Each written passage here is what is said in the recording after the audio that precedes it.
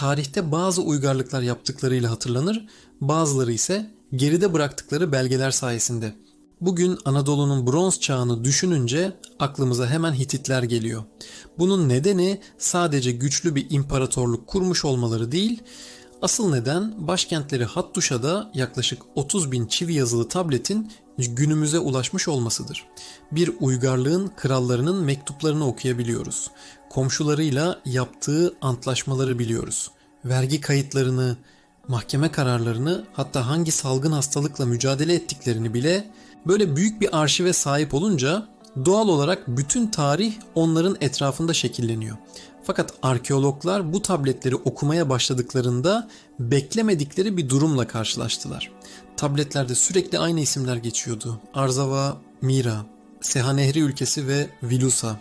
İlk başta bunlar sadece Hititlerin komşuları gibi görünüyordu, ancak yıllar geçtikçe bu isimler arasında bir bağ olduğunu fark etmeye başladık. Bu krallıkların önemli bir kısmı aynı dil ailesine ait bir dili konuşuyordu. Luvice. Bugün birçok kişi Luvice'yi sadece Hititçe'ye benzeyen eski bir dil sanıyor. Oysa dil bilimciler için bir dil sadece iletişim aracı değildir. Bir dil, insanların kimlerle ticaret yaptığını, kimlerle evlilik kurduğunu, hangi tanrılara inandığını, hangi kültürün parçası olduğunu anlamanın en güçlü yollarından biridir. İşte bu yüzden Luvice'nin bu kadar geniş bir coğrafyada görülmesi herkesi şaşırttı. Çünkü ortaya çıkan tablo bugüne kadar anlatılan Anadolu tarihinden farklıydı. Biz hep Hitit İmparatorluğu'nun çevresinde küçük ve önemsiz krallıklar vardı diye biliyoruz. Ama Anadolu'nun batısında ortak bir dil ve kültürü paylaşan çok daha büyük bir dünya vardı. Son yıllarda Luviler hakkında internette dolaşan birçok iddia bilimsel kanıtların çok ötesine geçti. Bazıları Luvileri Atlantis'e bağladı. Bazıları Troya'nın tamamen Luvi olduğunu kesin bir gerçek gibi anlattı. Bazıları ise bronz çağını yıkan deniz kavimlerinin tamamının Luvilerden oluştuğunu iddia etti. Biz abartıları bir kenara bırakacağız. Elimizde gerçekten ne var? Hitit tabletleri bize ne söylüyor? Arkeoloji hangi noktada kesin konuşabiliyor? Hangi konularda hala sadece tahmin yürütüyoruz? Ve en önemlisi, bugün Luviler dediğimiz insanlar gerçekten kimdi? Çünkü bu sorunun cevabı sadece bir halkı değil, Anadolu tarihine bakış şeklimizi değiştirebilir. Ama önce çözmemiz gereken başka bir soru var. Bugüne kadar en büyük hatayı Luvileri bir devlet sanarak yaptık.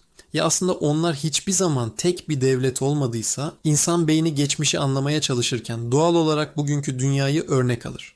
Bir ülke vardır, bir başkenti vardır, bir kralı ya da hükümdarı vardır. Bu yüzden Luviler adını duyduğumuzda da istemeden aynı şeyi hayal ediyoruz. Haritada büyük bir devlet, ortasında görkemli bir başkent ve her yeri yöneten tek bir kral. Fakat Bronz Çağı Anadolu'su böyle bir yer değildi. Yaklaşık 4000 yıl önce Anadolu onlarca bağımsız krallığa bölünmüş durumdaydı. Dağlar, vadiler ve nehirler sadece coğrafyayı değil, siyaseti de belirliyordu. Bir vadinin sonunda başka bir kral hüküm sürüyor. Birkaç gün uzaklıktaki şehir ise tamamen farklı bir hanedan tarafından yönetiliyordu. İşte bu yüzden tarihçiler uzun süre yanlış bir şey aradı. Luvi devleti nerede?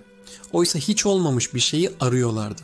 Çünkü bugüne kadar bulunan hiçbir Hitit tableti, hiçbir Luvi yazıtı ya da hiçbir arkeolojik bulgu bize Luvi İmparatorluğu adında merkezi bir devletin varlığını göstermiyor. Bu çok önemli bir ayrıntı. İnternette zaman zaman Anadolu'nun gizli süper devleti gibi başlıklar görebilirsiniz. Ama elimizde böyle bir iddiayı doğrulayacak güvenilir bir kanıt yok. Peki o zaman Luvi adı nereden geliyor? Cevap yine Hitit tabletlerinde saklı. Hititler batılarında ve güneylerinde yaşayan bazı topluluklardan söz ederken Luviye adını kullanıyordu. Aynı dönemde konuşulan dil ise bugün bizim Luvice dediğimiz dildi. Yani başlangıçta karşımıza çıkan şey bir devlet değil, bir dil, bir kültür ve geniş bir coğrafya.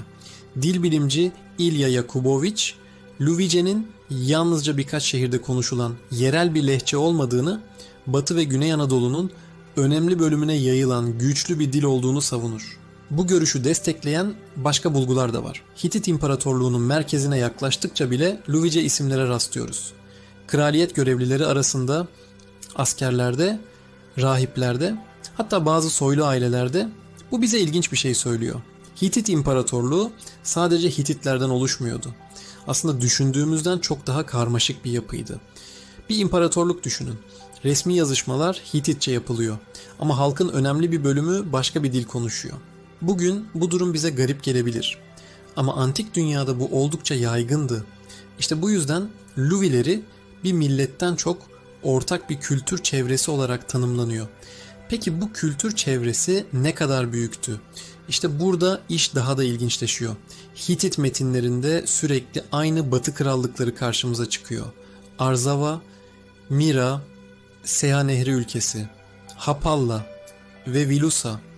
İlk bakışta bunlar birbirinden bağımsız devletler gibi görünüyor.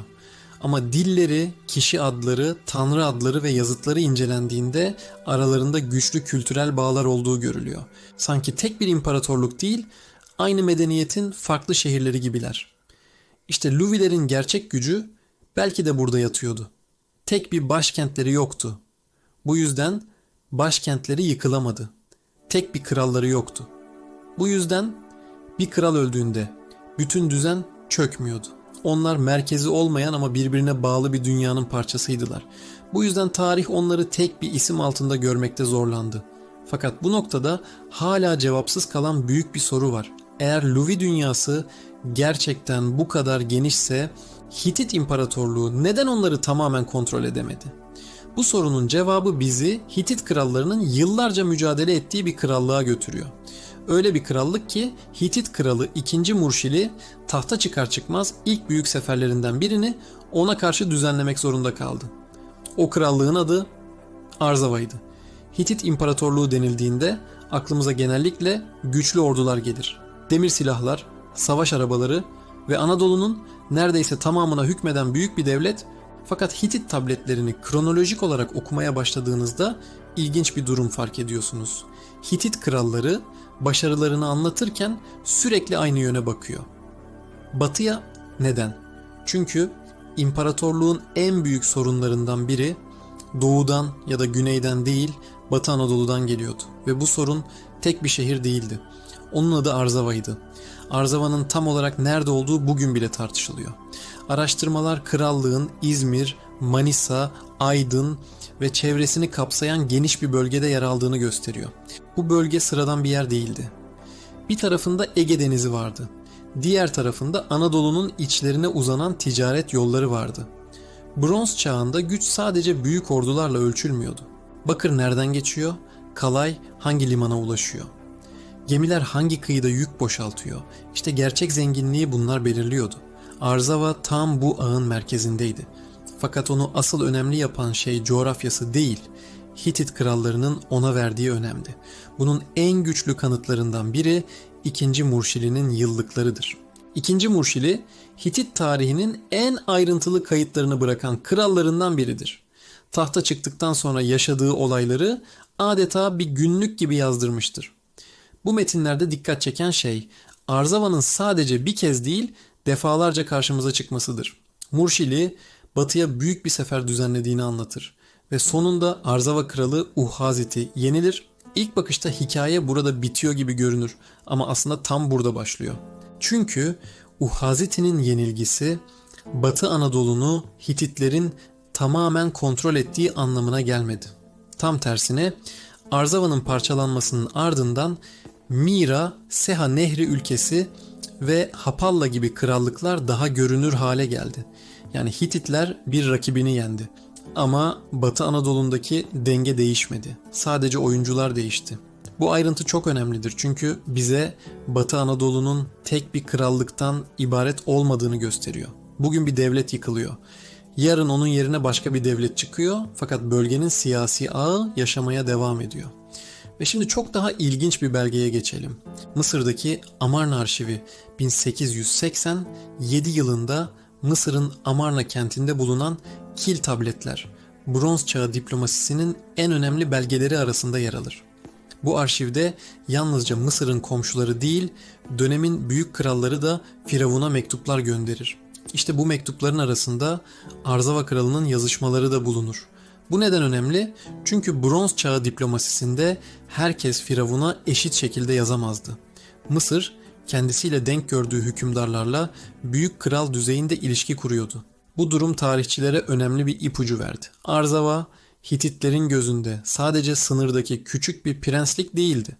Uluslararası diplomasinin tanıdığı ciddi bir güçtü. Hititler sürekli Arzava ile savaşıyor. Mısır, Arzava ile diplomatik ilişki kuruyor. Ege'nin karşı kıyısında yükselen Miken dünyası ise aynı bölgeyle ticaret yapıyor. Bu durumda Batı Anadolu sandığımızdan çok daha büyük bir satranç tahtasına dönüşüyor. Ve bu satranç tahtasının tam ortasında biraz önce adını duyduğumuz başka bir krallık bulunuyor. Hitit tabletlerinde geçen adı Vilusa. Belki de tarihin en ünlü şehrinin gerçek adı buydu. Ama bunu söylemeden önce çözmemiz gereken birkaç önemli ipucu daha var. Troya, dünyanın en ünlü antik şehri. Binlerce yıldır anlatılan destanlara konu oldu. Filmler çekildi, romanlar yazıldı. Ama ilginç olan şu, Troya'nın gerçekten var olup olmadığı bile uzun yıllar tartışıldı. Ama 19. yüzyılda Hisarlık Tepesi'nde yapılan kazılar burada üst üste kurulmuş şehirleri ortaya çıkarana kadar. Bugün artık biliyoruz ki Troya bir efsane değil, gerçek bir şehirdi. Fakat asıl gizem burada başlıyor.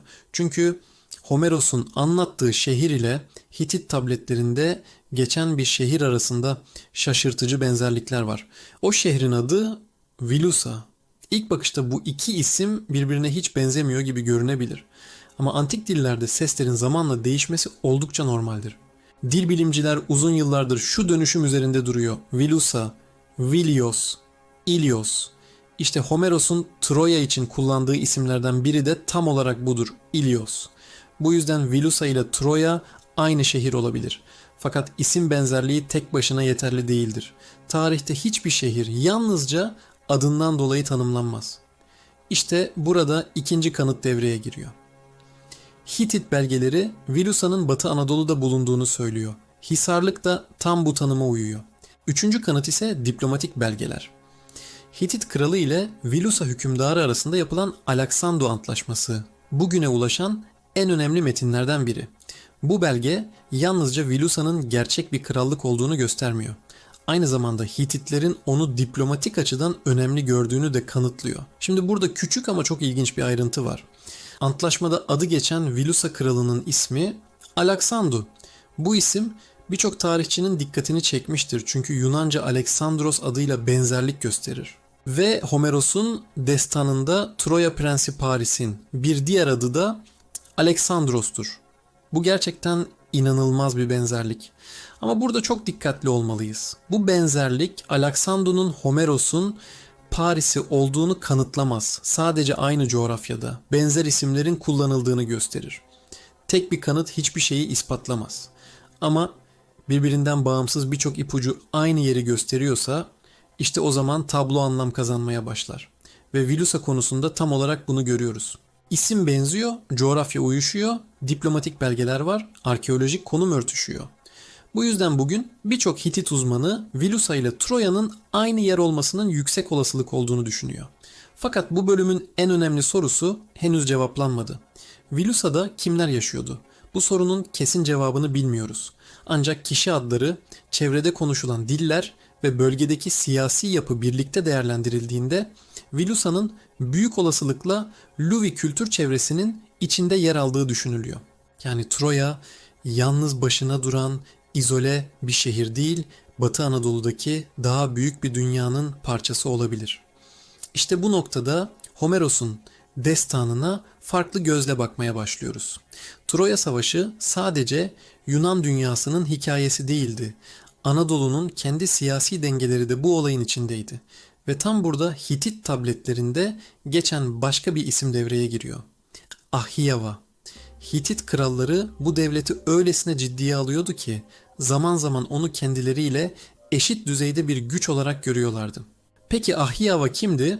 Gerçekten Myken Yunanları mıydı? Eğer öyleyse Hititler ile Yunan dünyası arasında yaşanan diplomatik krizler Homeros'un anlattığı büyük savaşın tarihsel arka planı olabilir. İşte şimdi Luvilerin hikayesi Anadolu'nun sınırlarını aşıyor ve bizi Bronz Çağı'nın en büyük uluslararası krizine götürüyor.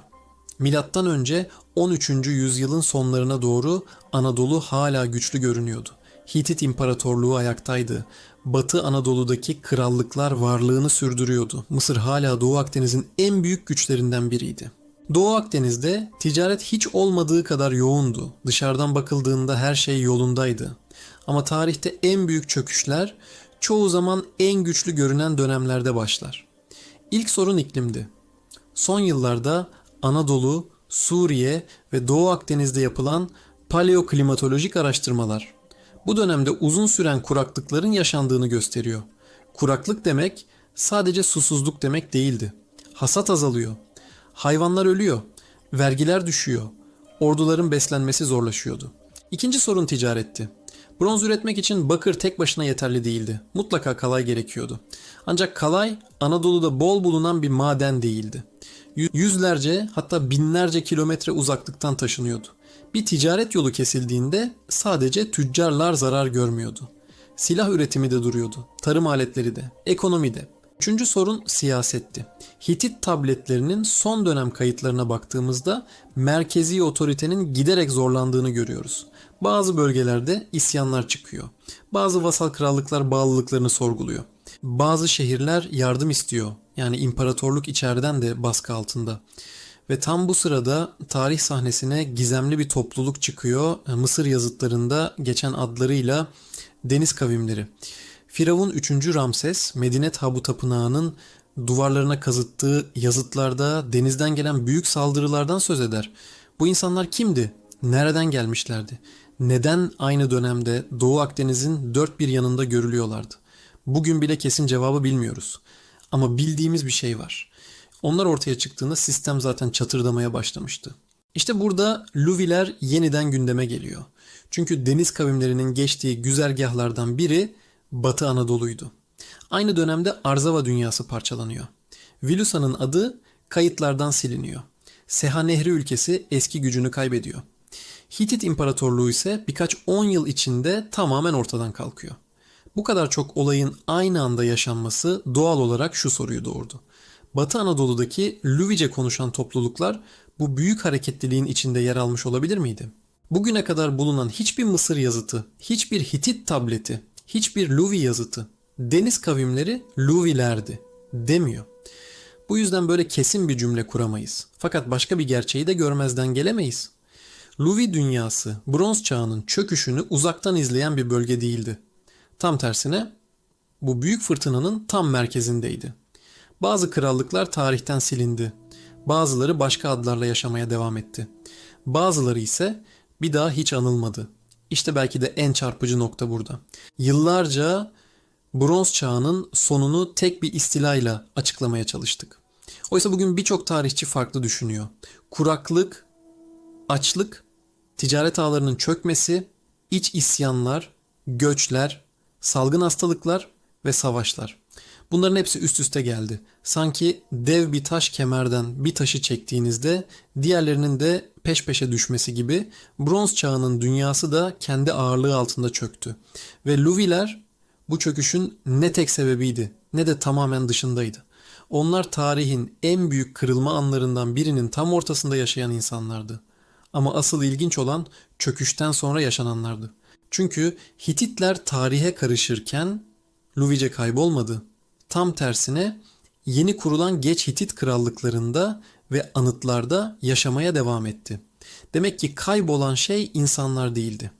Kaybolan şey onları bir arada tutan siyasi düzendi. İşte bu ayrıntı videonun başından beri sorduğumuz sorunun cevabına bizi her zamankinden daha fazla yaklaştırıyor. Çünkü belki de Luviler hiçbir zaman yok olmadı.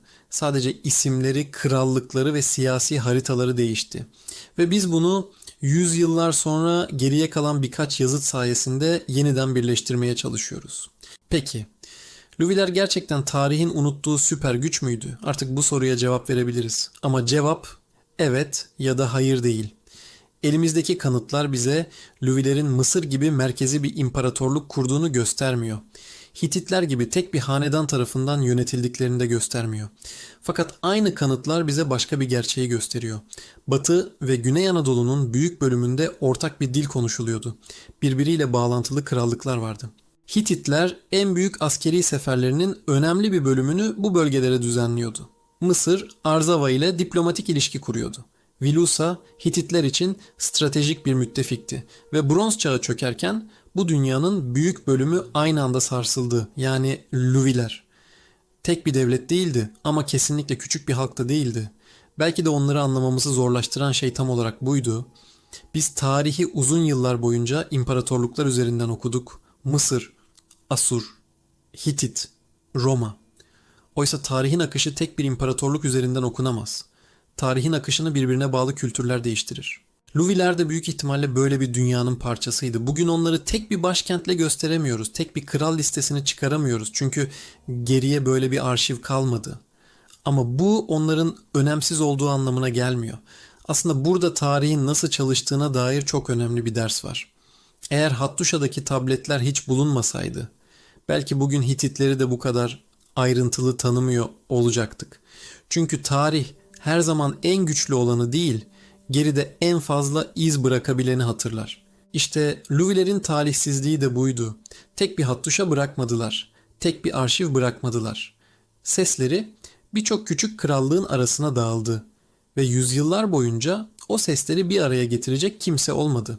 Ta ki modern arkeolojiye kadar bugün Anadolu'nun farklı bölgelerinde yapılan her kazı, çözülen her yazıt, okunan her tablet Luviler hakkında bildiklerimizi biraz daha değiştiriyor. Belki 10 yıl sonra bu videonun bazı bölümleri yeni keşiflerle güncellenecek. Bugün cevabını veremediğimiz soruların bazıları çözülecek. İşte gerçek tarih budur. Bitmiş bir hikaye değildir. Her yeni keşifle yeniden yazılan büyük bir yapbozdur.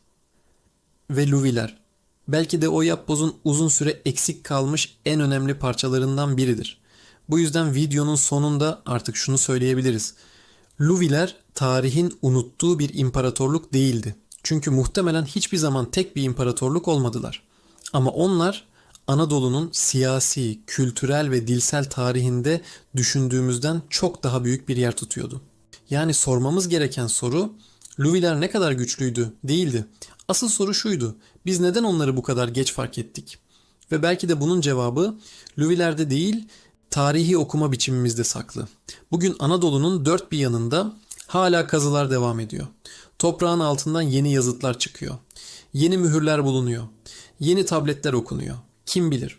Belki de şu anda bu videoyu izlediğiniz sırada bile bir arkeolog, Luviler hakkında bildiklerimizi değiştirecek yeni bir keşfin ilk taşını toprağın altından çıkarıyordur. Çünkü tarihin en büyük gizemleri bazen kaybolmaz. Sadece doğru soruyu soracak, insanı bekler. Kadim tarihin tozlu sayfalarında gizlenmiş sırları aramaya, bilinen geçmişin arkasındaki o görünmez bağları çözmeye devam edeceğiz. Bu yolculukta bizimle olduğunuz için teşekkürler. Eğer siz de tarihin ve evrenin gerçek ötesi yönlerini merak ediyorsanız videoyu beğenmeyi, kanalımıza abone olmayı unutmayın.